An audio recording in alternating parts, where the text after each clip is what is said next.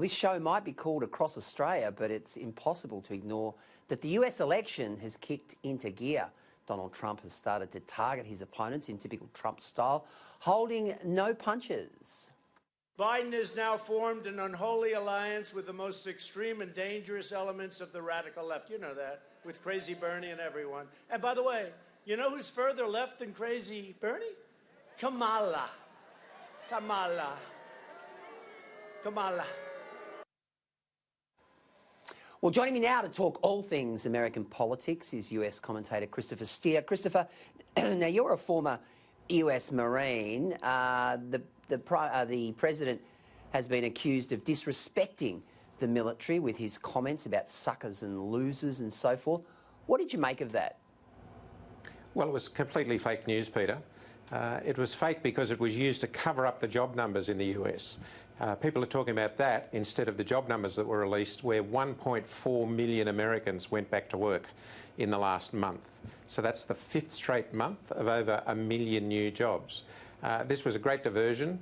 You notice that it came out, and within hours, paid television commercials were running, attacking him. Now, you and I both know that they take at least multiple days to put together, normally weeks. The second thing is that the story was anonymous sources that was run, and very quickly 21 people who were around the president at that time and either present or immediately before and after all came out and defended the president and said that never happened. Now, one of those was John Bolton, his former national security advisor that was sacked from the White House and is no friend of the president, but he made it very clear the president did not say that. So this is used to cover up the great job numbers, because that's 1.4 million new jobs across manufacturing, construction, leisure and retail. So they're those critical categories.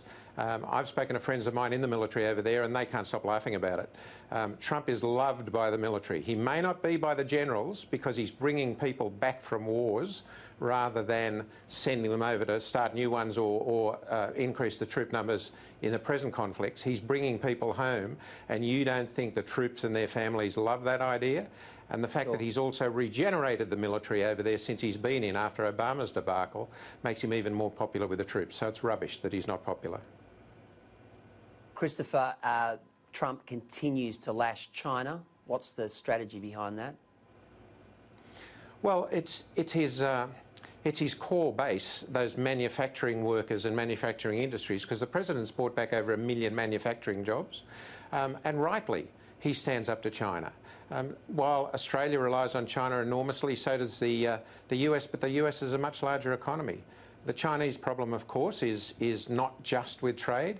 It's the military side of the Chinese, particularly in the South China Sea, and it's the Chinese infiltration, if you like, economically into all parts of the world, including into Victoria with their Belt and Road project.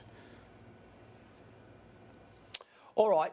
What about the bookmakers? They've currently got him at odds on Trump. He said that he will spend up big and do whatever it takes to be re-elected. Are you getting a sense right now, Christopher, that the momentum has shifted back behind Trump?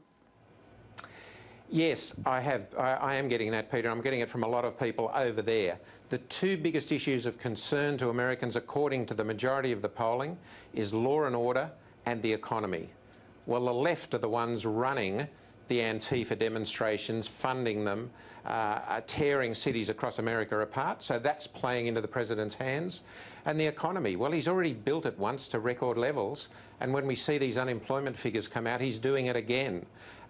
He's not letting things get in his way. So he's being Trump. He'll also run on promises made, promises delivered. Because there's an awful lot of those. And those heartland people, particularly the heartland conservatives, they're not out there demonstrating in the streets. They're not out there tearing towns apart. They're not defunding police departments. But it is weird, Peter, because the Democrats are playing into their hands, playing into the hands of the Conservatives and President Trump, because they're running these riots, because they're tearing towns apart, because they're defunding police, and because they're advocating for a switch to socialism. It seems to be playing right into his hands. Now, maybe they're stupid. Who knows?